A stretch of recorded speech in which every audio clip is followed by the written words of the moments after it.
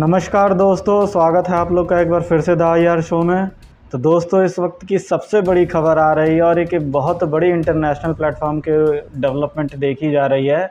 दोस्तों, बहुत ही बड़ी ब्रेकिंग न्यूज़ है और ब्रेकिंग न्यूज़ ये है कि तालिबान का कब्ज़ा जो है वो अफ़गानिस्तान पर हो चुका है। और अब इस चीज़ की जो पुष्टि है वो वहाँ के जो न्यूज़ मीडिया हैं ये भी करने लगे। साथ ही साथ इंटरनेशनल मीडिया में भी अब इस चीज़ की पुष्टि हो चुकी है कि तालिबान का जो है वो काबुल के ऊपर कब्ज़ा हो गया, जिसके साथ ही अफ़गानिस्तान पे भी उसका कब्ज़ा कंप्लीट हो गया। ये इस समय मैं लेटेस्ट की डेवलपमेंट आपको दिखा रहा हूँ, जो आप स्क्रीन पे देख सकते हैं कि Afghanistan Taliban crisis, Ashraf Ghani steps down, Afghanistan now belong to Taliban. तो दोस्तों, अशरफ गनी को हटाया जा चुका है, तालिबान का कब्ज़ा हो चुका है और ये इस समय की सबसे बड़ी सच्चाई है। और जिस चीज़ को ये सोचा जा रहा था कि वो 1 महीने बाद 6 महीने बाद होगी, वो चीज़ अब हो चुकी है। क्योंकि अभी 2 से 3 दिन पहले ही अमेरिका का ये स्टेटमेंट था कि 1 महीने में जिस तरीके से तालिबान बढ़ रहा है, 1 महीने के अंदर तालिबान का काबुल के ऊपर कब्ज़ा हो जाएगा। लेकिन दोस्तों, देखने वाली बात ये है कि तालिबान ने पूरे विश्व को चौंका दिया है। अमेरिका के लिए एक बहुत ही बड़ी शर्मनाक हार होगी और ये शर्मनाक हार है, इसको अमेरिका चाहे एक्सेप्ट करे या ना करे। क्योंकि अमेरिका ने 30 अगस्त तक कहा था कि वो अफ़गानिस्तान को पूरी तरह खाली कर देगा, लेकिन अमेरिका के उस जगह को खाली करने से पहले ही दोस्तों, 30 अगस्त से पहले ही तालिबान ने जो अफ़गानिस्तान पे कब्ज़ा है उसको कर लिया, जिससे उसने एक तरीके से अमेरिका की एक बहुत बड़ी बेइज़्ज़ती भी कर दी। क्योंकि अब इससे अमेरिका की बहुत बड़ी बेइज़्ज़ती हुई है, कुछ उस वैसी बेइज़्ज़ती जैसा कि USSR की 1979 के वॉर में देखी गई थी। तो कहीं ना कहीं अब रशिया इस बात से बहुत ज़्यादा खुश हो रहा होगा कि अमेरिका की जो इससे इमेज है ये बहुत ही ज़्यादा डेंट हुई है, बहुत ही ज़्यादा स्पॉइल हुई है वर्ल्ड कम्युनिटी में।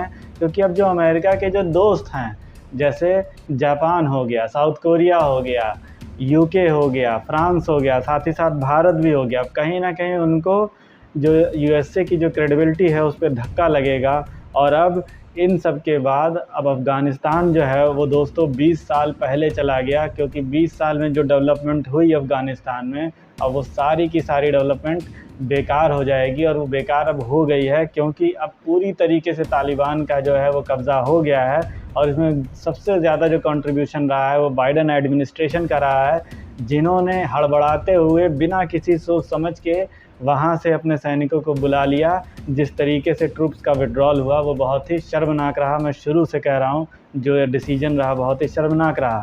साथ ही साथ दोस्तों, इसी मुद्दे पे जो समय जो सबसे ज़्यादा जो इवेंट हुआ वो आप स्क्रीन पे देख सकते हैं कि UNSC की एक इमरजेंसी मीट बुलाई गई है। और इस मीट को जो है रशिया ने आग्रह किया भारत से कि जो है इस जल्दी से एक इमरजेंसी मीटिंग को जो है आप अफ़गानिस्तान के इशू पे बुलाइए। क्योंकि अब अफ़गानिस्तान की सिचुएशन बहुत ही ज़्यादा क्रिटिकल हो गई है और अब उसका क्या होगा ये कोई नहीं जानता। क्योंकि अब अफ़गानिस्तान की जो सरकार के जो मंत्री थे, उन्होंने भी अब ये बात कह दी है कि they are ready for the peaceful transformation of the government power to the Taliban. तो अब वो भी जो है अपना राज़ी हैं तालिबान को अपनी जो है सरकार की जो शक्तियां हैं या सरकार का जो ट्रांसफॉर्मेशन है या सरकार का जो ट्रांसफ़र है उसको तालिबान को करने के लिए। तो यानी अब कहीं ना कहीं अफ़गानिस्तान में ये तय हो चुका है कि अब तालिबान की सरकार आना तय है। अब इसमें रशिया की बात करें दोस्तों, तो रशिया ने किस तरीके से पीठ पीछे से सपोर्ट किया वो सबको मालूम था। 2019 में इनके विदेश मंत्री की मुलाकात हुई जो तालिबान के जो रिप्रेजेंटेटिव थे उससे। चीन की बात की जाए तो चीन ने भी जो है बैकडोर से बहुत सपोर्ट किया तालिबान को। और रशिया और चीन तो लगभग तैयार हैं तालिबान की सरकार को रिकॉग्नाइज़ करने के लिए भी। चीन ने, आपको याद होगा कुछ समय पहले ही तालिबान का जो डेलीगेशन था वो चीन से जाके मिला, जिसकी आप स्क्रीन पे फ़ोटो भी देख सकते हैं। चीन के जो विदेश मंत्री हैं वो जो तालिबान के रिप्रेजेंटेटिव हैं उनके साथ में खड़े होकर उन्होंने फ़ोटो तक खिंचवाई। तो अब इन सब बातों का पूरा टोटल होल समरी आप निकालेंगे दोस्तों, तो इन सब चीज़ों में अगर किसी की हार हुई है तो अमेरिका की हार हुई। और अमेरिका की जो इमेज है वर्ल्ड लेवल पे उसको बहुत बड़ा धक्का पहुंचा है। साथ ही साथ ये हार वहाँ के अफ़गानिस्तान के लोगों की है जो 20 सालों से जो कुछ डेवलपमेंट देख रहे थे उनकी। और कहीं ना कहीं ये हार भारत की भी है दोस्तों, क्योंकि भारत ने अफ़गानिस्तान की डेवलपमेंट में अपना अच्छा खासा टाइम अपना लगाया, अपनी अच्छी खासी इन्वेस्टमेंट लगाई। $3 बिलियन की इन्वेस्टमेंट जो है वो भारत अफ़गानिस्तान में कर चुका है।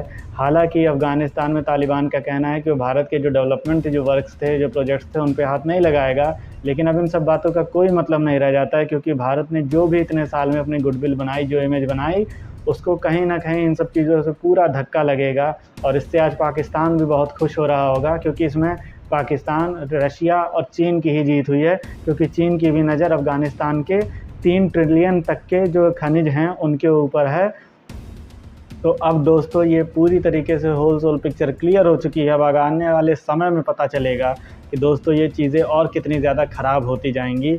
बाकी आप लोग को क्या लगता है अब इस डिसीजन पे, और अब आपको क्या लगता है कि आने वाले समय में सिचुएशंस कैसी देखने को मिलेंगी? क्योंकि दोस्तों सिचुएशंस तो बहुत ज़्यादा ख़राब होती जाएंगी, और ये सिचुएशन ख़राब होते होते अब उस हालत तक पहुँचेंगे कि 20 साल पहले का दौर लोगों को ज़रूर याद आएगा, जब महिलाओं पे कितने अत्याचार होते थे।